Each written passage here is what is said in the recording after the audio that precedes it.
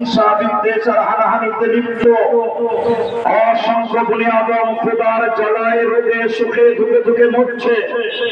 দুর্বলের উপরে চলছে সকলের জীবন অত্যাচার, মরণাস্ত্রে নির্মম হয়ে গিয়ে জনজীবন যখন বিপর্যস্ত, চারিদিকে সুদ ঘুষ মদ জুয়া জেনা ব্যভিচার স্বার্থপরতা প্রভৃতি নৈতিকহীন সমাজ বিরোধী কার্যকলাপের সমাজ যখন জর্জরিত, এমনই প্রেক্ষাপটে সমস্ত খারাপের মোহ ঔষধ কোরআন। এই কোরআনের মাধ্যম দিয়ে সমস্ত অসৎকে দূর করে সত্য প্রতিষ্ঠা আজকের এই সমাবেশে উপস্থিত করেছেন যে আল্লাহ, প্রাণ উজাড় করে সেই মহান আল্লাহর দরবারে আমরা শুকরিয়া আদায় করি আলহামদুলিল্লাহ। লাখ কোটি দরুদ ও সালাম সেই মহামানবের প্রতি যিনি আব্দুল্লাহর দিন আমেরার কলিজার টুকরা, এলেমের বাদশা, আমাদের অধিপতি, জগতের শাসনকর্তা, লোকাল পরকাল উভয় জগতের মহারাজা বিরাজ, সর্বগুণে গুণান্বিত অসাধারণ ব্যক্তিত্ব সম্পন্ন মহামানব বিশ্বনবী হযরত মুহাম্মদুর রাসূলুল্লাহ সাল্লাল্লাহু আলাইহি ওয়াসাল্লামের প্রতি যিনি আমাদের একমাত্র আদর্শ নেতা, যিনি একমাত্র আমাদের শাফায়াতের কান্ডারি বিশ্বনবী হযরত মুহাম্মদুর রাসূলুল্লাহ সাল্লাল্লাহু আলাইহি ওয়াসাল্লামের প্রতি লাখ কোটি দরুদ ও সালাম।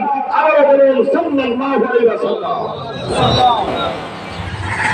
সম্মানিত ভাইরা, বাদ আসর থেকে শুরু করে নিয়ে আমাদের সম্মানিত মেহমান গুণের কাছ থেকে বাংলাদেশ জামাত ইসলামী কি করতে চান, কি করবেন, কি চান, কি করতে চান বা কি করছেন, সমস্ত বিস্তারিত আপনারা শুনেছেন। খুব সংক্ষিপ্ত পরিসরে আপনাদের সামনে আমি দুটি কথা বলতে চাই। আমার মাইকের আওয়াজ যতদূর পর্যন্ত যায় ততদূর পর্যন্ত সর্বস্তরে যত রাজনৈতিক ভাইরা আছেন, বুদ্ধিজীবী ভাইরা আছেন, আলেম ওলামা আছেন, ডাক্তার আছেন, ব্যবসায়ী আছেন, সবাইকে অনুরোধ করব কথাটা নিজের বিবেক দিয়ে একটু বোঝার চেষ্টা করবেন। আমি তেলাওয়াত করেছি সূরা আল বাকারার 39 নম্বর আয়াত, والذين كفروا وكذبوا بآياتنا أولئك أصحاب النار هم خالدون, চিরদিন তারা জাহান্নামে থাকবে। সম্মানিত ভাইরা, এই আয়াতে আল্লাহ বলেন ওয়াল্লাযিনা কাফারু, তারা কুফরি করল।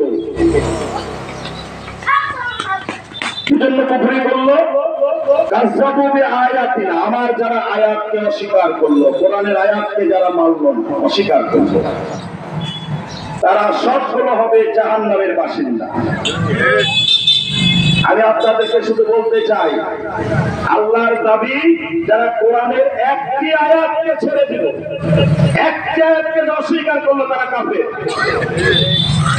আমি আপনাদের সামনে বলতে চাই, পবিত্র গ্রন্থ কোরআন সূরা বনী ইসরাঈল আল্লাহর দাবি, হে ইমানদারগণ, আমি তোমাদের অর্ডার দিলাম আউফুল কাইলা ইযা কিলতুম ওয়াকিনুল কিসতাসিল মুস্তাকিম, এমন একটি বাজার তৈরি করো যে বাজারে আল্লাহর আইন দ্বারা বেচাকেনা হবে। ঠিক, এটা কি আমরা মানতে পারি? যারা মারার চেষ্টা করে না তারা কি মুসলমান আছে? না। আল্লাহ পাক কোরআন সূরা আলে ইমরানে বলেছেন, ইয়া আইয়ুহাল্লাযিনা আমানু লা তাকুলুর রিবা, ইমানদারগণ, আমি তোমাদের জন্য সুদকে হারাম করলাম। এই বাংলাদেশে সুদ কি আছে? যারা এই সুদকে উৎখাত করার চেষ্টা করে না তারা কি কোরআনের পক্ষে না বিপক্ষে?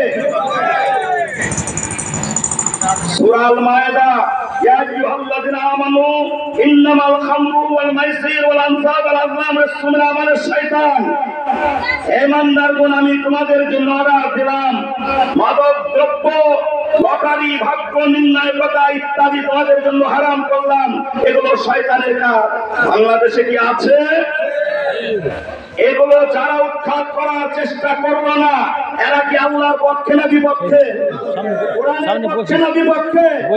চিৎকার করে বলতে হবে, এরা কি কোরআনের পক্ষে না বিপক্ষে? আল্লাহ যখন বলছেন ওয়াকারনা ফি বুয়ুতিকুন্না ওয়ালা তাবাররাজনা তাবাররুজাল জাহিলিয়াতিল উলা, হে ইমানদাররা, আমি অর্ডার দিলাম তোমাদের মেয়ে বি বাচ্চা যখন বাইরে যাবে পর্দা মেনটেন করে যাবে। আমাদের দেশে কি পর্দা আছে? এই পর্দা আইন বাস্তবায়ন করার জন্য যারা চেষ্টা করে না তারা কি মুসলমান আছে? সে যদি মসজিদের ইমাম হয়, সে যদি মসজিদ হয়, সে যদি মাদ্রাসার আলিম হয়, তারপরেও নয়। দলিল من مات ولم يخجو ولم يحدد به نفسه مات على شعبة من النفاق। আল্লাহর জমিনে আল্লাহর কোরআনের আইন বাস্তবায়নের জন্য যারা চেষ্টা করলো না অথচ মারা গেল এবং মানসিকতাও ছিল না, সে মারা গেল, এ ব্যাপারে যুদ্ধ জিহাদে অংশগ্রহণ করলো না, মারা গেল, আল্লাহ রাসূল বলেন সে মুনাফিক হয়ে মারা গেল। বলেন মসজিদ থেকে ইমামতি, মসজিদগিরি, মুসল্লি, রাস্তা থেকে বাড়িয়ে রাস্তার বাম দিক দিয়া, এটা আল্লাহর আইন না শয়তানের আইন? ব্যাংকে যে সুদের লেনদেন আল্লাহর আইন না শয়তানের আইন? উঠে যে যখন আল্লাহ বলেন ওয়াইদা হাকামতুম বাইনান নাস আন তাহকুমু বিল আদল ওয়া মান লাম ইয়াকুম বিমা আনজালাল্লাহু ফাউলাইকুমুল কাফিরুন ফাসিকুন যালিমুন, কোরআন দ্বারা যখন বিচার ফায়সালা হয় না, এই বিচার ফায়সালা যারা করে এবং সহজে মেনে নেয়, এরা কাফের, এরা ফাসিক, এরা জালিম। সূরা আল মাইদা। এখন বলেন মসজিদ থেকে বাড়িয়ে রাস্তার বাম দিক দিয়ে গেল অনুভূতি নেই, ব্যাংকে গেল সুদের লেনদেন অনুভূতি নেই, বিচারালয়ে গেল আপনার পাশ্চাত্যের খ্রিস্টানি আইনে বিচার অনুভূতি নেই, তারপরে দেখা গেল আপনার মেয়েরা বেপরদায় চলে তার অনুভূতি নেই। আপনাদের কাছে এই প্রশ্নের জবাব জানতে চাই, এই 40 বছরের ইমামতি আপনার এই কোরআনগুলো যখন বাংলাদেশে ভূমিষ্ঠিত হচ্ছে, এই কোরআনের আয়াতগুলোকে পদদলিত করে শয়তান মাথা করে দিয়ে আছে, আর আপনি মসজিদ থেকে বাড়ানোর পরে আপনার যখন বিবেকে কোনো প্রশ্ন হলো না, আত্মসমালোচনায় ধরা পড়লো না, আল্লাহ কসম চাপা করে বলে জাহান্নামে হয়ে যাবে।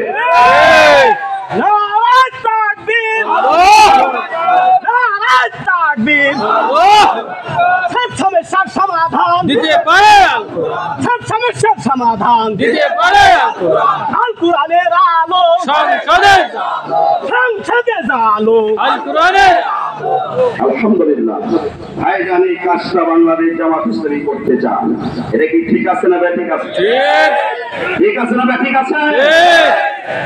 আমার অনেক ভাইরাই বলেছেন, তারপরে আমাদের সঙ্গে এত বাধা কেন?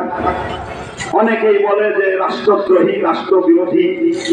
বলেন তো ভাই, আমার রাসূল যখন দুনিয়াতে আসলেন তখন কার আইন ছিল? কার আইন ছিল? আবু জাহেলের আইন যে রাষ্ট্র চলত, এটা ছিল শয়তানি আইন। আল্লাহ রাসূল কি সেই আইন মেনেছেন? মানেননি বলে আবু জাহেল ঘোষণা দিয়েছিলেন তুমি রাষ্ট্রদ্রোহী। ইব্রাহিম আলাইহিস সালাম যখন দুনিয়াতে এসেছিলেন কার আইন ছিল? নমরুদের। জোরে বলেন নমরুদের আইন। ইব্রাহিম আলাইহিস সালাম যখন ঘোষণা দিয়েছেন আসমান আল্লাহ জমিন আল্লাহর আইন চলবে, নমরুদ বলেছিল তুমি রাষ্ট্রদ্রোহী। মুসা আলাইহিস সালাম যখন দুনিয়াতে এসেছিলেন আইন ছিল কার? ফিরআউনের। মুসা আলাইহিস সালাম বললেন না আসমান আল্লাহ জমিন আল্লাহর আইন চলবে, আল্লাহ মুসা বলেছিল তুমি রাষ্ট্রদ্রোহী। যে দেশে আল্লাহর আইন নাই সে দেশে প্রত্যেকটা মুসলমানকে রাষ্ট্রদ্রোহী হওয়া ফরজ আইন। কেউ যদি রাষ্ট্রদ্রোহী না হয় তাহলে ওই শয়তানের পক্ষে আপনাকে ধরে নিতে হবে।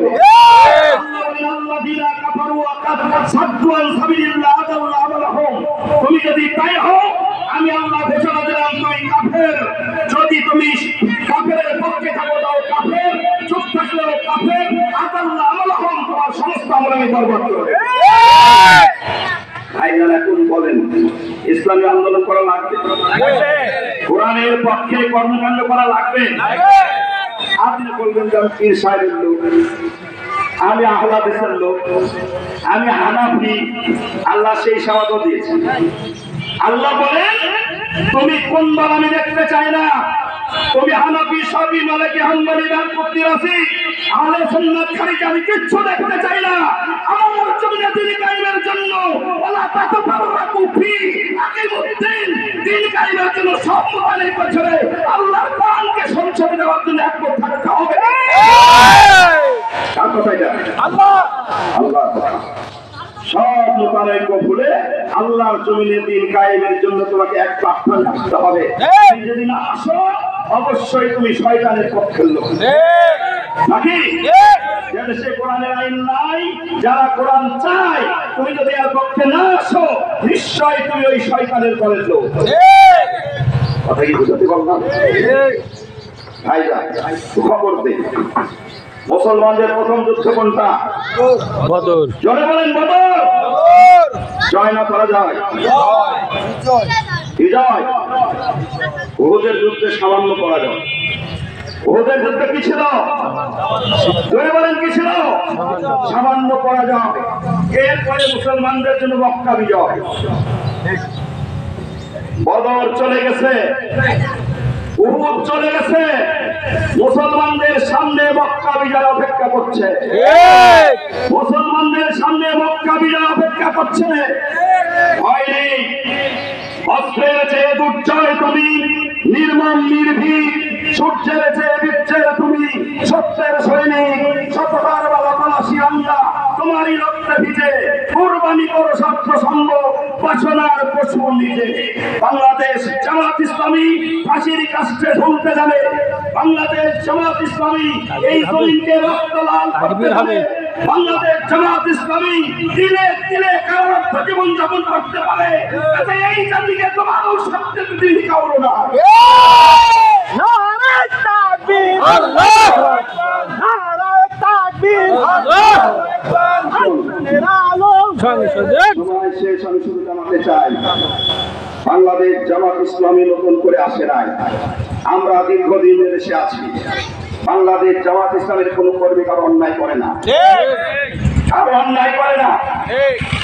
বাংলাদেশ জামাত ইসলামী চান এদেশের সমস্ত অন্যায় জুলুমকে নিষ্কাশিত করে একটি গণতন্ত্র, স্বাধীনতা এবং সার্বভৌমত্ব বজায় রেখে একটি ইসলামী রাষ্ট্র কায়েম করা। কথা ঠিক আছে না? ঠিক আছে। কেন কিভাবে ঠিক আছে? আমাদের দেশে যত রাজনৈতিক দল আছে সুযোগ পেলে দেশে থাকে, আবার সুযোগ না পেলে টাকা টুকা নিয়ে বহির্বিশ্বে যায়।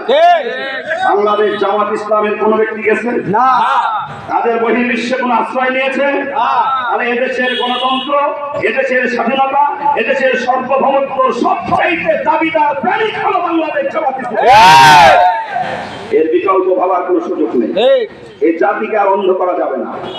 আসুন আমরা সবাইকে আহ্বান জানাই, বাংলাদেশ জামাত ইসলামী আগামীতে ইসলামী শক্তির সমন্বয়ে একটি দেশপ্রেমিক সরকার গঠন করে বাংলাদেশকে একটি সুখী সমৃদ্ধশালী কল্যাণ রাষ্ট্র হিসেবে গড়ে তুলবে ইনশাআল্লাহ। করে সবাইকে আমার পক্ষ থেকে আপনাদের জন্য এবং আপনাদের কাছ থেকে দোয়া চেয়ে আমি আপনাদের জন্য দোয়া করে সংক্ষিপ্ত কথাটা শেষ করলাম। আসসালামু আলাইকুম ওয়া রাহমাতুল্লাহ।